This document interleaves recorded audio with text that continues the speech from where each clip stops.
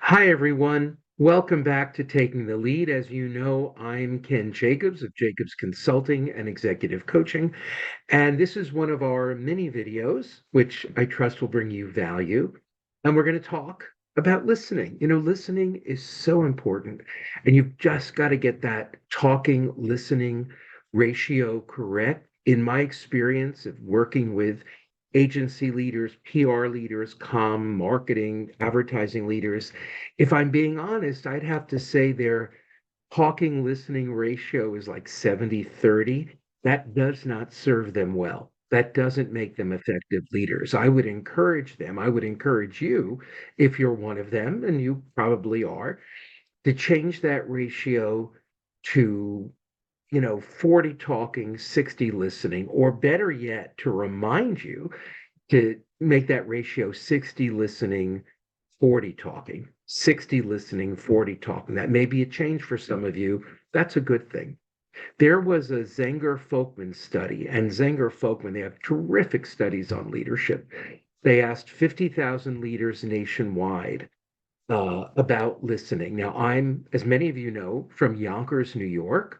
It's the first city north of New York City. It's the first city north of the Bronx. I mean, that's where I'm originally from. All our parents were from the Bronx. We all had a very distinct speaking style. I'm telling you this for a reason. And if you want to be a more effective leader, as we would say in Yonkers or Yonkers, shut up and listen. Shut up and listen. The study found that leaders with a preference for listening are rated significantly more effective than those who spend the majority of their time kind of holding forth.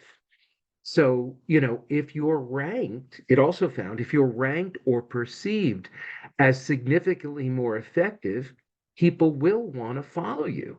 And that is what makes you a leader.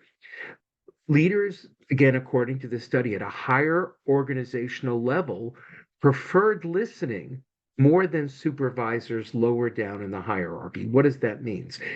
It means if you want to rise up, you've got to prefer listening more than talking. Got to do it. But what is truly effective listening? Yeah, it's too much to go into this in this brief video. Maybe we'll do a follow-up one, but let's get you started by reminding you that hearing is a sense, one of five, that we all have, or many of us have. Some of us don't have all five. Listening is a skill. That means you can get better at it.